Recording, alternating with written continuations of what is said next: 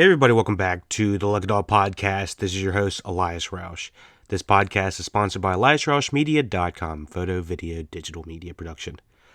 Well, everybody, it finally happened. I turned 26, and you can probably hear it in my voice a little bit if you're using a certain type of headphone or whatever you're listening to, but I got a cold.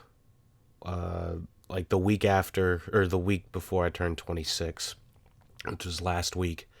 But I watched an ass load of movies, and I have tons of podcasts that I want to record, but I'm trying not to do too many recordings with my voice sounding kind of like, if you know what I mean. You know, just sounds like my nose is being held the entire time, so I just wanted to give everybody an update about what's kind of going on and behind the scenes and whatnot.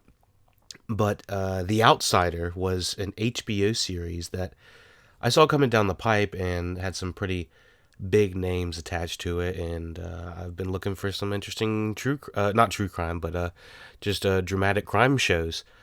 And I think this one might fill the slot.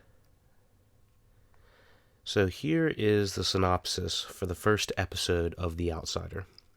We'll kind of do like a general synopsis of what I thought about the episode before going into spoilers, but just to see if y'all are interested in the show. So, when a young boy is brutally murdered, the police department quickly assumes his baseball coach, Terry Maitland, is the one man behind this despicable act. Evidence found on the scene creates an ironclad case, open and closed. Right? Not quite. He has the perfect alibi. Detective Ralph Anderson soon discovers there is much more to this than meets the eye, and tries to figure out what is truly going on. So the main leads that you're going to hear about in this series is Terry Maitland, who's being accused, played by Jason Bateman, followed up by Ralph Anderson, who's basically the lead cop, played by Ben Mendelsohn. And holy shit, Bill Camp looks unnoticeable in this. Bill Camp is from The Night Of, if you remember him as being I think he was like a cop in there as well, and he's been in a lot of other HBO series. Let me see what he was most recently in. He was, I know he's in a lot of movies now, I guess, nowadays. He's Dark Waters, Joker, The Kitchen, Vice. You've seen Bill Camp in a lot of stuff. But let's talk a little bit more about The Outsider. The Outsider is going to be a mini-series. It's written by Stephen King. It's based off of the novel, published in May 22nd, 2018. And I will go through a couple of the best things I think about this series. I have not read the novel, so I don't know where this is going. If you know Stephen King, sometimes there can be crime mixed with a little bit of supernatural, so that's always something to look out for. Anything else from just talking about the actual show? Let me see. The direction in this first episode is pretty stellar. This episode happens to be directed by Jason Bateman, and I was pretty blown away by what he was able to do. I've seen some of his directing in Ozark, and that was pretty good, but I think with this HBO budget and the writing all combined, all really work. The acting, stellar acting. It's real, I think when it comes down to some of these dramatic television shows, sometimes it can be difficult to emote in a way that makes it look like you've lost a child, or you've lost a relative, or you've lost someone very important to you. But the way they shoot it in this this first episode, especially, is very unique, and it's kind of slow and methodical with this slow burn. It kind of goes accord. The editing of this first episode, I like the editing of this first episode. I kind of will go into a little spoilers, talk about a little bit more about what that is, about the editing that I like. And the score, I felt the score was almost tribal in a way. It was very unique in the way that it was presented. Just not the typical dramatic cop score that you probably would think about. The score is Danny Benisi and Saundra Germans. I don't know if we know them. Oh, they worked on Ozark and The Gift, the current composer. Saundra worked on Enemy and The Autopsy of Jane Doe. I actually did see that. Oh, and he was a writer on the Homecoming soundtrack. Okay, well, let's hop into spoilers for The Outsider real quick. So, before we get into spoilers, hold on. The cons about the episode. The cons may be that they're leaning too hard into one of the plots. Or I think it's a little bit too obvious what is going to be the twist at the end, in my opinion. I don't know if they're leaning too hard into it and they're like pointing at us in that direction, and I'm just like, stop doing that, because I feel like it's too obvious what the end is. But I could be wrong. I'm saying it might be predictable, but it very well could not be. Let's hop into spoilers. Damn, Jason had a fuck ton of blood on him when the young lady sees Jason Statham walking out of the woods after the supposed murder had happened. I was like, damn, case closed. She fucking saw him do everything, and he looks insane, and he lied about what was going on anyway. I'm just going to go on a limb and say that we have some sort of shapeshifter out there that's taking the identity of Jason Bateman. The only problem is he's acting weird, like he's been doing something wrong. So, and I don't know why he's lying. I feel like he's definitely lying about something. Also, the main cop, played by Ben Mendelsohn, his name's Ralph. Ralph thinks Terry, the guy accused, is a pedophile, and there's some sort of backstory with him thinking that Ralph has lost his son at some point, and apparently he had crossed paths with Terry at some point, Ralph's son, and so that's why Ralph has this thing against Jason, because Jason. I keep saying Jason Statham. Jason Bateman's character. He thinks he's a pedophile, and something led to the death of Ralph's son, which is making this case a lot more difficult for him to handle. The Justice Department threatens that the media will be notified while he's in detainment. This show is showing how the system can ruin you before you're even convicted. I thought that was kind of an interesting way to tackle the Justice Department and, some of the problems they have.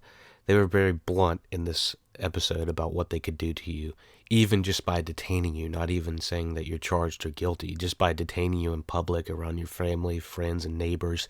They were crossing all these boundaries. And I think this show might be trying to say something a little bit about that.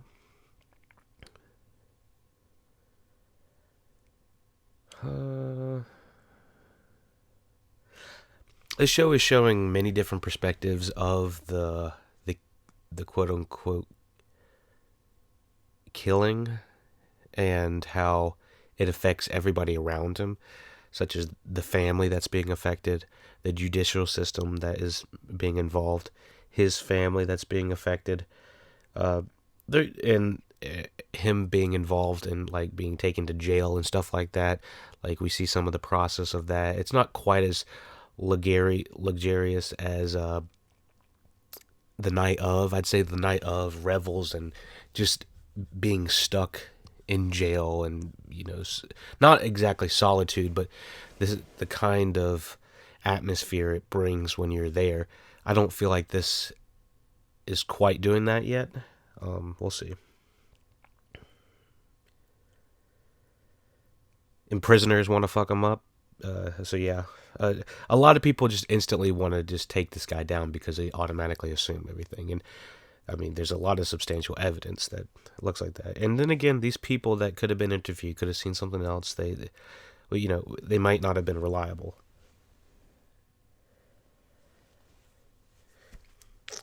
there was a lot of focus on the victim's brother and the victim's family, and I kind of feel like that brother's going to have a bigger role to play in this. And it appears that they found out that their mother, the mother, oh, hold on, I'll get down to that in a second. It's a great scene with the victim's mother breaking stuff with a bat. I really like the slow burn it kind of creates with her, like, just slow-mo beating everything in the dining room down, and then all of a sudden having a heart attack and the camera just slowly panning to the left. Very subtle but beautiful. Kind of creepy with the Jessa scene and music swelling violin.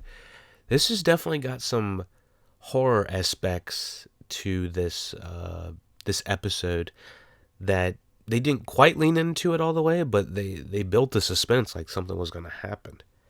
I really like it. Losing their mother shown through a silhouette is beautifully terrifying. It's one of those horrifying images that is, on the face of it, is a beautiful, cinematic shot. I think the cinematography in this is very beautiful. And the way all of it's positioned. Igor Martovic from the night of... Oh, that's funny. He is from the night of House of Cards and Silent House.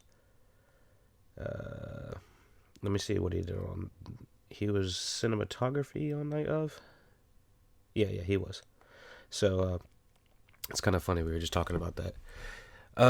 Anything else? Let me see. Lots of dead kids in Stephen King's work. And this show is no different.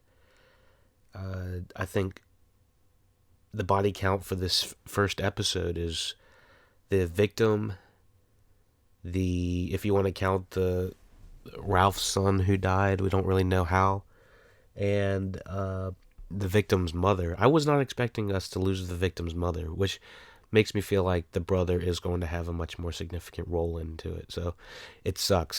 The crime itself is gruesome as shit. It looks like an animal just completely ripped into this kid. They said like sodomize a kid with something terrible, that just teeth marks all in the back. It looked like it was ripped open by a bear. I was just like, Jesus, horrible.